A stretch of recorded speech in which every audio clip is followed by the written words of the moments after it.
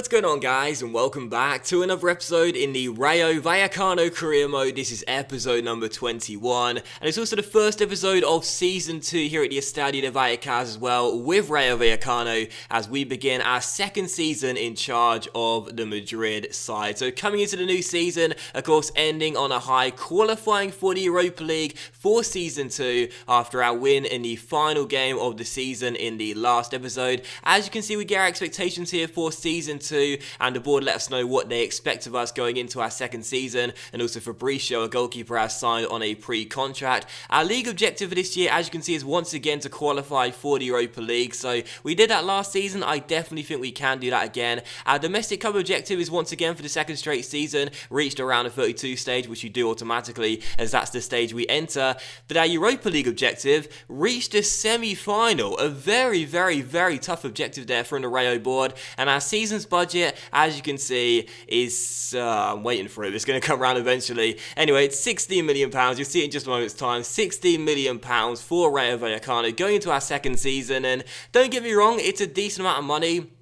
It is, of course, more than last year. Do forgive me today as well, guys. Got a massive ulcer just underneath my lip, really hurting, and it hurts to talk as well. But yeah, £16 million is our season's budget. It is more than last year. And our Europa League playoff, by the way, is against the Norwegian side, Viking FK, who I do believe Arsenal just played in a pre-season friendly. But still, it's not a bad budget, £16 million. And the league objective, we can meet that. Domestic cup objective automatically gets met. But for the Europa League objective to reach the semi-final, our first season in Europe, I got to say, that is a really tough aim. And also what you got to consider as well is you'll see our team here too. It's quite a thin squad. You know, we've released a couple of players, we've sold quite a few players as well. We had a couple of players on loan here that have gone back to their parent clubs like Llorente and Osbilis. So it's going to be tough to do those three aims this season, our first season in Europe, with just £16 million. But regardless, you saw Fabricio's stats there, and also Rui Faria, still 15 years old in our academy. He never grows, does he? He's still 15 years old, but his potential,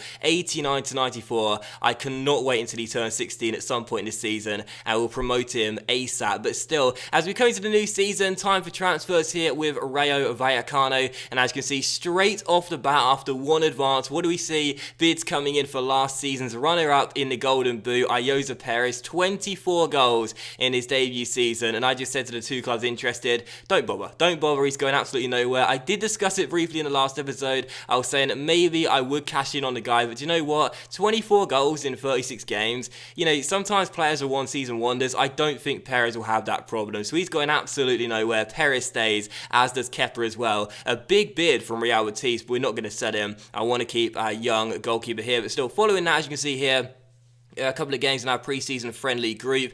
We beat Leicester, and then we drew with St Etienne, and also Pablo Hernandez, our attacking midfielder, got a minor injury. He'll be out for a few days. We also saw a bid for Claveria as well, one of our young midfielders here, 20 years old, 61 overall from FC Vaduz, and we're just going to sell him for 10 grand under his valuation, as I don't predict he'll have much potential, and I don't plan on using him either. So, you know, selling players in this Rayo Vallecano side, probably not the best strategy when our squad is so thin, and we're going to be competing in the Europa League this season as well for the first time. But a player like that isn't going to get used much, and we may as well get him out of the club and get a bit of cash for him before his contract runs down. But in the pre-season tournament, much to my surprise, we did actually qualify through our group, which wasn't that easy as well. Leicester, Swansea and St Etienne, but we won 2 games and drew 1, so managed to top our group. That means we get just under £1 million for the prize money, and you'll see we'll be taking on Hertha Berlin, one of my former career mode sides, in the semi-final of this pre-season tournament. But still, we also had a bid here for one of our random squad players, Aguirre from Mallorca. Now, this is really interesting. So just to remember this right here, Mallorca came in for our left midfielder, who last season was out on loan. He's 25 years old, 65 overall. I decided to ask them for £600,000, and you'll see in just a moment's time they say no. But just remember this interaction here, because this is really interesting, and I've never seen this before in career mode. But so as you can see as well, Montiel said he was disappointed not starting that last pre-season preseason friendly, as Claveria did indeed get sold. And again, Mallorca do come back here for Aguirre and say they're not going to match that counter offer. But yeah, just remember this, because this is quite interesting. But still, following that, we did have our semi-final against our former career mode side, Hertha Berlin. Sadly, we did draw this game 1-1 and it went to a penalty shootout, but we would lose it by 4-3. So don't get any more prize money, but still, well, we do get a little bit more prize money, not the maximum amount of prize money, but we do get a little bit more, £2.1 million. So in total, raise around £3 million for our performance in the preseason tournament. It's not the maximum, but we'll still take it regardless. We need as much money as possible here with Rayo Vallecano for our second season. And also a big came for Hernandez here as well from Celta Vigo for £2.3 million. Now, I really wasn't sure about this one because Hernandez has 2 years left on his deal, but he's 31 years old, 75 overall, and despite having a really good second half of the season last year, he is decreasing in stats. I wasn't too sure, so I said, you know what, if you give us £2.7 million, we'll take that. That's 100 grand less than his valuation, and as you'll see in just a moment's time, they do come back and say that is fair enough. So maybe I'll regret letting him go because he had a really good second half of the season last year, but he is decreasing in stats. I want to continue to make the squad younger. I won't mind too much if we can find a better replacement for him, but still, I did decide to finally start pursuing transfer targets. As you guys know, I wait for the preseason tournament to end before going after some players to sign. Victor Camarasa was my number one target. Now, he's a midfielder that plays for Levante, and he looks really, really good. He's in his early 20s right now, and of course Levante, who we beat on the final day of the season, did end up getting relegated to the Segunda Division, rock bottom of La Liga last season. So because of that, I thought we may be able to get him, not exactly on the cheap, because unfortunately this game doesn't seem to recognise that when clubs drop down, they drop down the division, they often try and sell their better players or loan them to a bigger side in a division above. But anyway, following that, just briefly, put that to the side for a minute, look at this, Diego Aguirre, another transfer over here, and it comes from the same club, Mallorca. Now, I've never seen this before, but as you can see, they rejected our first counter offer, which was £600,000, and then they come back. I've never ever seen that before, at least I don't think so, where a club will initially refuse to negotiate and then come back a few days later. So I found that really, really interesting there. Well, not too interesting, but interesting enough to talk about regardless, as I don't think I've ever seen that before. But anyway, Levante would accept our bid for Camarasa here. He's valued at £7 million, 77 overall and 22 years old, and as you can see, we upped our bid to £8 million and they said yes. So Camarasa looks as though he will become our first signing with Rayo. He was my number one target. I discussed it in the last episode, in the final episode of the season. I wasn't entirely sure what area I would look to strengthen, but definitely the holding mid area, as Tras Horaz is now 35 years old. He's in his final year of his contract. The skipper probably won't get an extension, so because of that, we need a long-term replacement for him. I think Camarasa is a really, really good long-term replacement for Tras Horaz. He looks like he will come in for £8 million,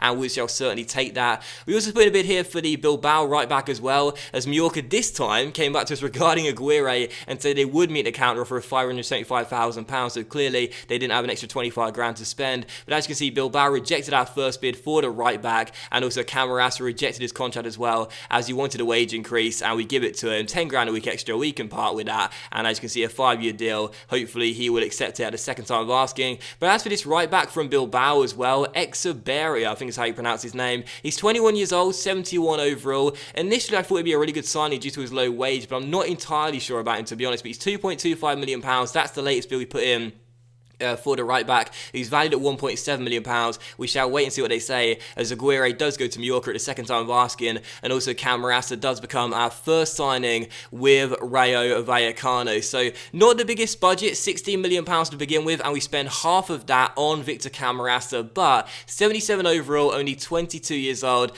I don't know why, I really like the look of the guy, and as a long-term replacement for Tras Horaz, I want someone that's quite similar to him. Maybe not as good in the technical department, but certainly physically he's a lot better than Tras Horaz is right now. Not a real surprise when he's 13 years younger, but he looks like a really good holding midfielder. He really, really does. Someone who's not going to get too forward too often, but as a defense-minded midfielder, someone that sits back a little bit and just plays short, simple passes to sit alongside Baena. I think he looks like a really, really good player. I don't know whether he'll go straight into the first team and take Tras Horaz's place right from the beginning, because Tras Horaz is still one rating higher, but I guess we'll have to wait and see. But still, following that signing, I went after another player as as well. Dani Ceballos of Real Betis, 19 years old, 75 overall. He looks like a really, really decent young player for the future. And also Bilbao came back to us regarding Echeverria and said they'll accept our £2.25 million bid. Unfortunately, he wants a massive wage increase though, up to 20 grand a week, which I don't mind paying, but one of the reasons I was drawn to him was due to his low salary. But either way,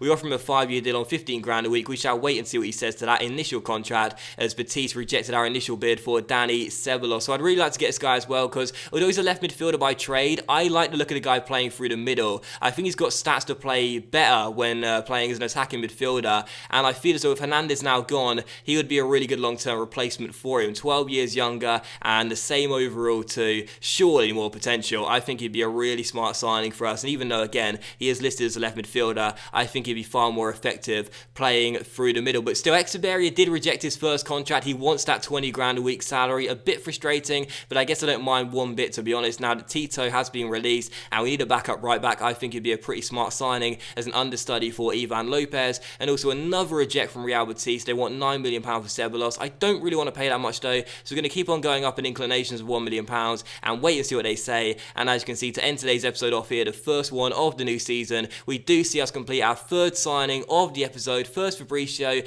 then Camarasa, and also Echeverria as well, who comes in for £2.25 million on 20 grand a week. It's a little bit expensive, the salary, for a 71 overall right back, but I'll take him. I think he's got some decent potential, and I think as an understudy for Ivan Lopez, he'll prove to be a pretty smart signing. But to end the first episode of Season 2, you'll see our new player stats and also the media prediction for this season, which is that we'll finish in 9th place come the end of the year. And we certainly need to do a lot better than that if I'm to keep my job, with the very, very ambitious expectations from the board going into Season 2. But that will end the episode regardless, guys, so a big thank you for watching. I really hope you have enjoyed it. If you have enjoyed today's episode, then please do leave a like. Likes are of course much appreciated and really help the channel grow as well. Much love to you all, have a fantastic Saturday, and I'll see you for the second episode of Season 2 with Rayo Vallecano very soon.